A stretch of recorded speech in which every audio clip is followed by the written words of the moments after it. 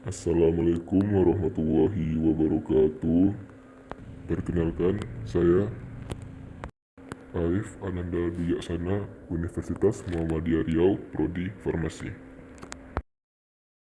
Dalam video kali ini saya akan membahas tentang membran sel serta transportasi yang terjadi di dalam sel. Membran sel memiliki fungsi sebagai alat untuk mengontrol keluar masuknya suatu zat, kemudian berperan juga sebagai pelindung, serta berperan juga sebagai reseptor. Membran sel tersusun dari 3 komponen utama. Yang pertama ada lipid atau yang disebut dengan fosfolipid. Fosfolipid tersusun dari 2 komponen. Yang pertama di bagian kepala disebut dengan fosfat, sedangkan bagian ekor disebut dengan lipid atau lemak. Fosfat bersifat hidrofilik, artinya suka terhadap air. Sedangkan lipid atau lemak bersifat hidrofobik, artinya takut terhadap air. Karena kedua perbedaan sifat ini maka menghasilkan sifat yang disebut dengan selective permeable. Komponen penyusun membran sel yang kedua yaitu protein. Protein di sini ada 2 macam. Yang pertama ada protein integral, kemudian ada protein perifer atau protein yang ditemukan pada sisi dari fosfolipid. Dan yang ketiga ada karbohidrat. Karbohidrat di sini berbentuk oligosakarida. Kemudian kalau glukosa yang menempel pada bagian lipid maka disebut dengan glikolipid. Sedangkan kalau glukosa atau karbohidrat yang menempel pada protein maka disebut dengan glikoprotein. Di dalam sel terjadi transportasi. Transportasi di sini kita bedakan menjadi 2 macam. Yang pertama ada yang disebut dengan transport aktif. Artinya transportasi yang membutuhkan energi. Energi yang digunakan yaitu berbentuk adenosin trifosfat atau ATP.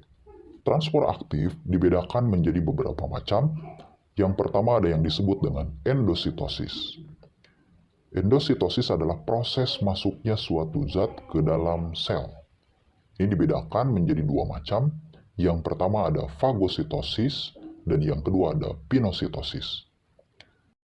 Fagositosis jika zat yang masuknya berbentuk padat, sedangkan pinositosis jika zat yang masuknya berbentuk cair. Kemudian ada eksositosis, yaitu proses pengeluaran suatu zat dari dalam sel. Nah, di sini biasanya melibatkan vesikel. Kemudian ada kotransport dan juga pompa ion, yaitu transport ion melalui membran. Yang kedua, ada yang disebut dengan transport pasif. Yang dimaksud dengan transport pasif yaitu transportasi tanpa energi, tetapi dipengaruhi oleh konsentrasi suatu zat. Transport pasif dibedakan menjadi 3 macam. Yang pertama disebut dengan difusi.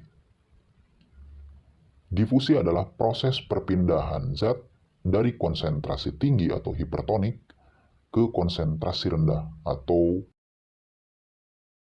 hipotonik. Sebagai contoh, pertukaran oksigen dengan CO2 di dalam tubuh. Yang kedua, difusi dipermudah.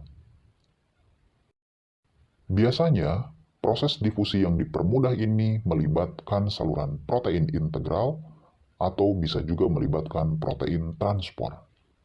Dan yang ketiga ada yang disebut dengan osmosis, yaitu proses perpindahan air dari konsentrasi rendah atau hipotonik ke konsentrasi tinggi atau hipertonik melalui membran semi-permeable atau melalui membran sel.